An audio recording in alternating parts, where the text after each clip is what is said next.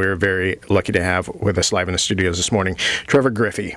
Trevor Griffey is the co-founder and project coordinator of the Seattle Civil Rights and Labor History Project. From 2000 to 2003, he served as contributing writer for the Seattle Weekly, Colors Northwest Magazine, the South Seattle Star, and Real Change. In 2010, he founded and was publisher of the Olympia Newswire, a nonprofit independent source of news and analysis of the Washington State Legislature. And he is here to talk about his new book, which he co-edited with David Goldberg, titled Black Power at Work, Community Control, Affirmative Action, and the Construction Industry. So start out, tell us, what was your motivation in writing your book, Black Power at Work?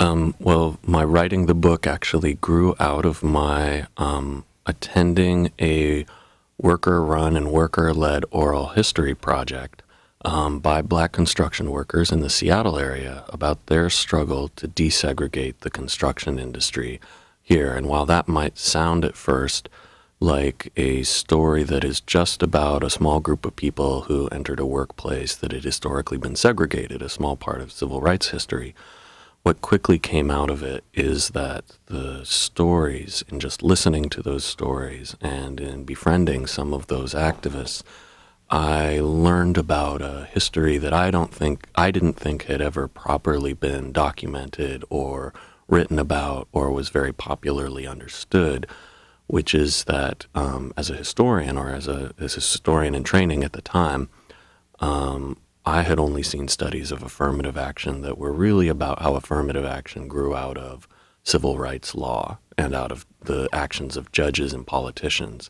And what I was hearing when I was sitting in on these oral histories was a totally different story, in which the actions of judges and politicians that had been covered were reactive rather than proactive, that rather than being an expression of their idealism, was actually an expression of their sense of crisis in response to a wave of protests that took place between 1963 and 1969 at federal construction sites in which Black construction workers, Black contractors, and other Black freedom movement activists used direct action to shut down construction on federally funded construction projects, demanding that Black workers, particularly on inner city projects, receive a fair share of the jobs on construction industry jobs, and that modern affirmative action policy, rather than being a means by which originally was meant to desegregate the whole workplace, was actually a form of crisis management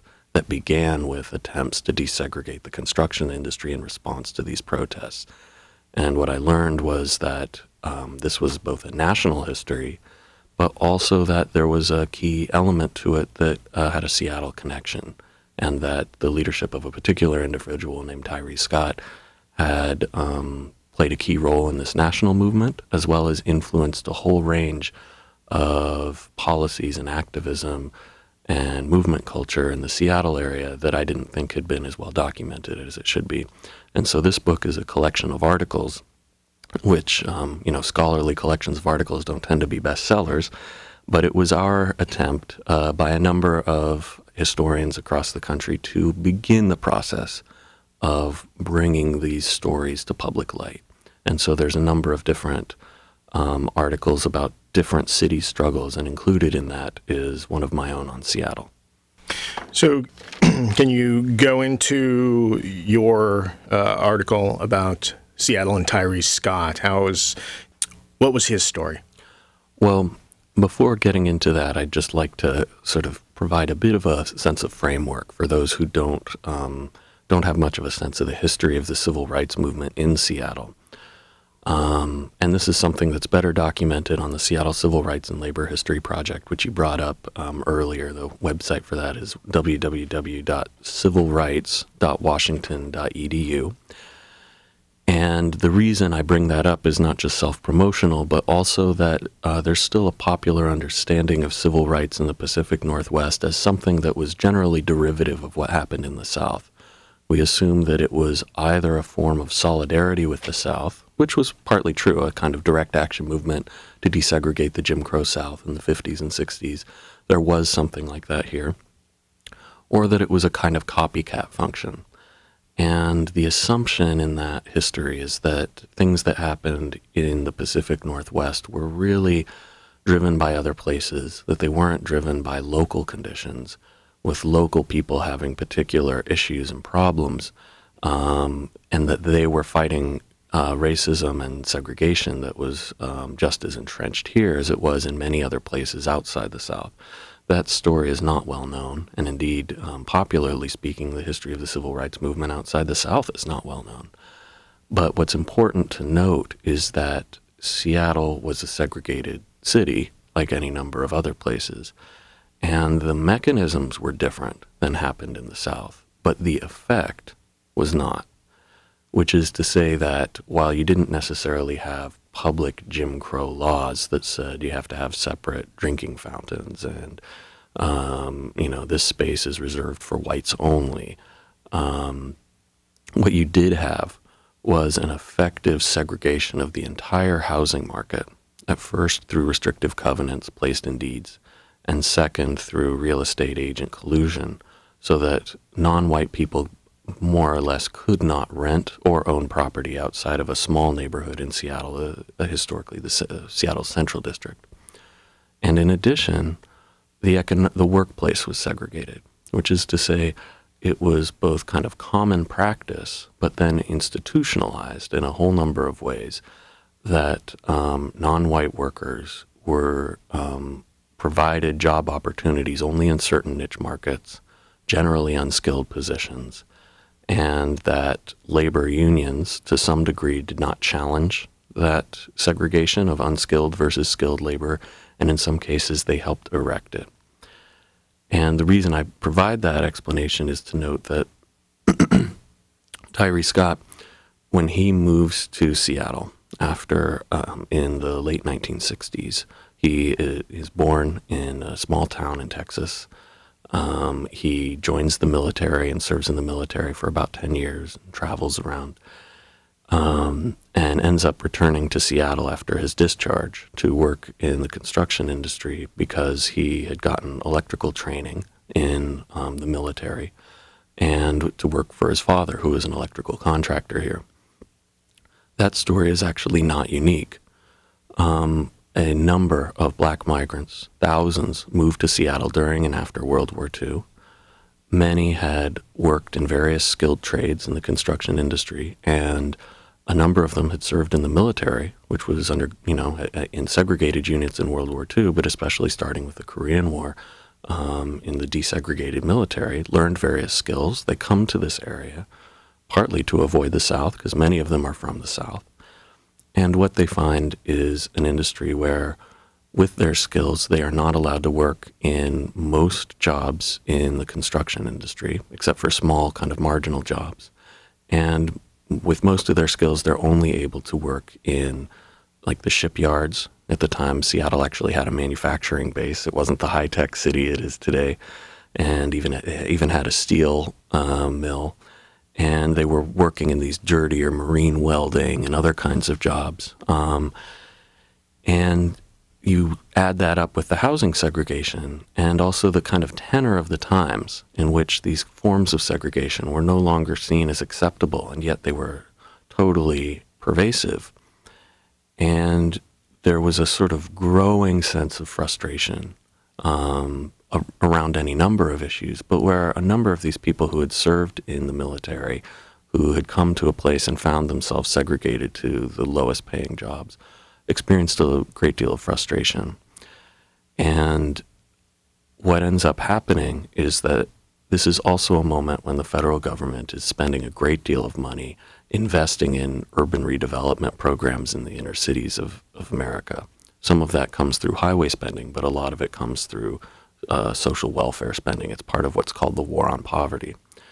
And Tyree Scott started as a black contractor brought together by a War on Poverty agency that was trying to help get black contractors some of the jobs, building some of these, swimming pools, community centers, and other things in the black community.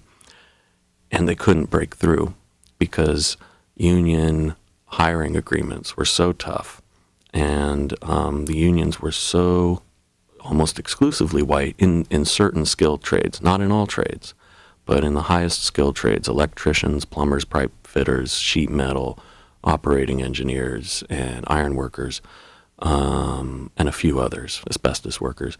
Those workers ended up being nearly all white unions. And so Tyree Scott, as part of the head of this contractor group, was increasingly frustrated over the course of 1969. And at this exact same moment, there's a series of direct actions that start up in Chicago, where black contractors are taking to the streets with a politicized gang and shutting down federal construction. It spreads to Pittsburgh, and it inspires activists here to say, you know what, we're fed up. We've been in negotiations for years, and even when we run our own firms, because of the hiring hall agreements that operate in the construction industry, we're not even able to hire who we want on our own jobs for when we're working for like large government contracts. And we can't get large government contracts anyway because we don't have the bonding potential. And so they took to the streets, and they started with 13 people shutting down a swimming pool named after Medgar Evers, the slain civil rights activist, and said, if you don't work, if we can't work, you don't work. And from that basic principle that had been spreading across the country and that had been growing over the years, the direct action movement to shut down federal construction sites began here. And within a day, the group mushroomed from 13 people to 200 people. And it was an idea whose time had come.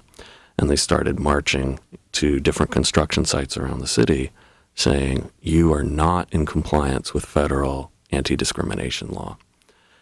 You are not hiring, there is not enough basis or ability for non-white workers to enter this workplace. The law says that you are not allowed to discriminate as a federal employer, and we are shutting your construction project down as an act of law enforcement, not as an illegal act, but because you are not complying with the law, and because there's no enforcement of the law, we are shutting down this project until you decide to comply with the law.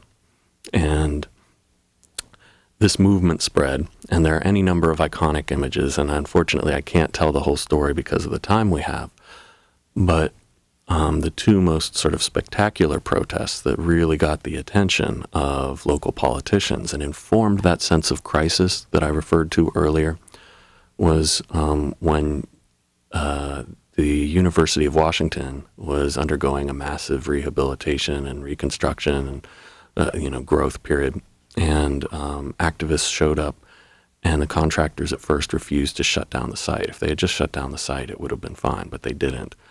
And so angry activists started shutting it down themselves, which meant they got into fistfights with white workers. They and in one case, what they did in this more spectacular way is they drove a bulldozer into an open pit on top of a couple supply trucks. And this made national news and was kind of like, what on earth is happening in Seattle, right? And then the next day, instead of going to that place, they actually took a couple hundred people out to SeaTac Airport, which at the time was expanding and installing another runway. And because they couldn't monitor 30 different spread out construction sites there, they took people by surprise by marching out onto the airport runway. And immediately shut down all the air traffic, and immediately were able to shut down these 30 construction projects. And that also made national TV news and also inspired the governor to get involved. And so to explain sort of how this matters, it's not just sort of us being nostalgic for spectacular protest.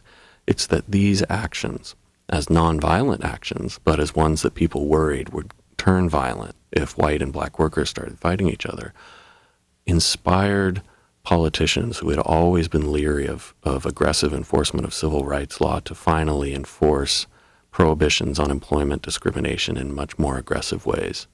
And affirmative action as policy became a means by which to desegregate industries that had resisted segregation, and especially to do it on government projects, where it was, if you're a government contractor, now you have to show that you're not discriminatory. Instead of just saying you have a policy you don't enforce and nothing has changed, you have to provide some explanation, if you don't have an already diverse workforce, how you're going to get there. And within a matter of months, the city of Seattle, King County, Port of Seattle, all passed new laws imposing this new kind of government regulation in compliance with changes that are happening with the federal government. By January, the governor has issued an executive order saying that state contracts have to have this kind of work.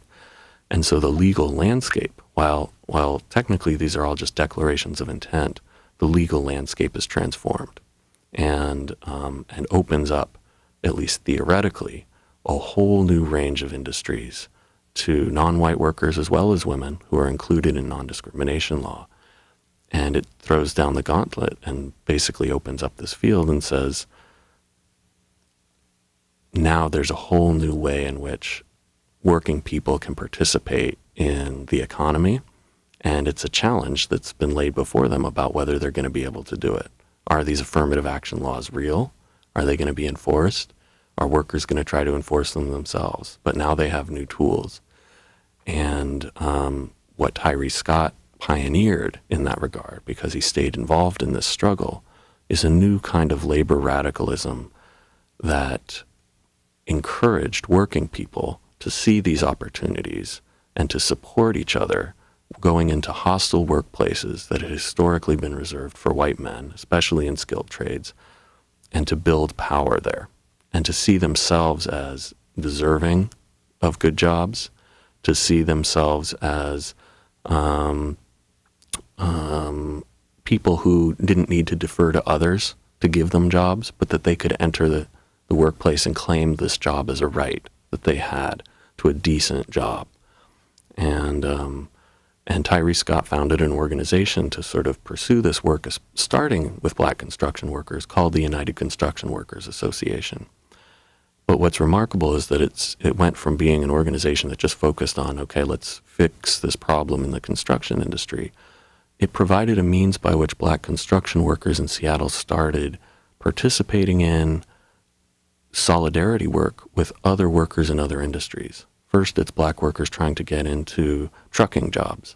Then it's trying to get into city light and public utilities. And then it is helping Filipino cannery workers break through racial segregation in Alaska. And then it is doing solidarity boycotts with farm workers at different grocery stores. And then it is working with women to enter certain trades and industries so that these construction workers themselves, as a kind of new labor organization outside of the labor movement, but as a worker organization, played a role in not just advocacy on behalf of black workers, but also on behalf of all workers. And with this idea that they were laying the foundation for a new sort of upsurge of labor activism. And I guess the final thing that I would say in terms of how important this was is that it took place in a moment of economic recession. And this is something where the history really overlaps in a way with, you don't have to say, this is how the past is like the present. It just is so palpable. As you read these stories of what happened in Seattle between 1968 and 1971, when Boeing laid off, like 80,000 workers, and at the time, 1 out of every 3 jobs, or 1 out of every 4 jobs in King County was for Boeing, or at least in the metropolitan Seattle area, and any number of others depended upon Boeing. That, plus a kind of growing economic destabilization with the economy overheating from the Vietnam War, meant that Seattle had the highest unemployment rate of any city in the country in the early 1970s, and in many cases twice the rate of other cities. And within 2 or 3 years had gone from full employment, or near full employment, especially because of the draft, with, say, 3% unemployment to about 12 plus. And and the question that was raised then is is affirmative action something that you should be doing in an economic crisis? If jobs are disappearing, isn't this pitting workers against each other? Shouldn't we wait to desegregate? You know, if you want to do the alliteration. And the answer that the UCWA provided obviously was no. But what's important is the way it provided that answer, which is to say they really didn't want to fight over a shrinking piece of the pie. They really didn't want to take other people's jobs, but they didn't want to say you own all the jobs. And what they were most concerned with, and it's a concern that has never been resolved in American history, is the way in which job discrimination and job bias produces a segregated labor market, where when there's an economic downturn, the people who suffer disproportionately, it's not that some people don't suffer, other than the very rich, everybody suffers to some degree in these downturns, but that the people who suffer most, who are on the verge of not being able to survive, who are on the edge of homelessness, those tend to be disproportionately non-white people, single moms, immigrant workers, things like that. So that advocacy of desegregation, also in the moment of economic crisis, they argued, was a means by which you sought justice in the economy. And you provided not just a pathway out of poverty, but you provided a lifeline to people who were on the verge of not making it. And those kinds of lessons, as led by workers themselves and as led by the working poor themselves, had a profound effect on the culture of the left in Seattle, but also had sort of ripple effects that shaped the politics of the area for some time, I think. And it sounds like he and his organization, the people working on this, created this move towards balance within our employment, our working system, independent of the unions. And that is actually what made the organization so controversial. And that in many ways is a way in which the United Construction Workers Association was just a part of a broader movement of what you might call community-based labor organizations, where during the 1970s and during the 1980s, the head of the AFL-CIO was George Meany, who had been in charge for quite some time, followed by his protege, Lane Kirkland, who critics called Lame Kirkland. But in this moment of intense anti-union rollbacks of all sorts of union rights and attacks on union workplaces, these were guys who, on the one hand, were really good on bread and butter issues of serving existing members, but they were not very good at promoting new kinds of organizing. So they were very bad as it related to organizing new black migrants from the South into unions and addressing how unions that existed before those migrants showed up needed to change and open up and be more responsive. And the effect is that the issues that they raised required going around the unions, that the unions were not, for the first time in kind of American history during the 60s and 70s, labor unions were not really at the vanguard of the left in the United States. And in some ways they were standing in the way, at least with regards to building trades unions in particular, and the way in which their backwards and defensive posture towards new workers in the economy served as a flashpoint for conflict with the entire left because of resistance by black workers.